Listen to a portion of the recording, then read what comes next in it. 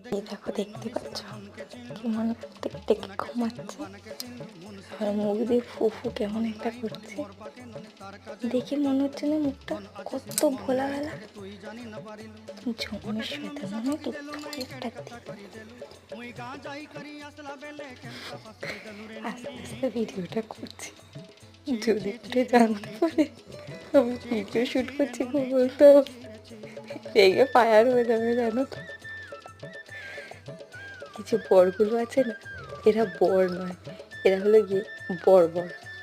দিন রাত শুধু ঘরের বউদের সাথে ঝগড়াঝাটি করে, নিজের মুডও নষ্ট করে, বউয়ের মুডও অফ করে। এই ধরনের স্বামীগুলোকে না ধরে দিতে হয় একটা।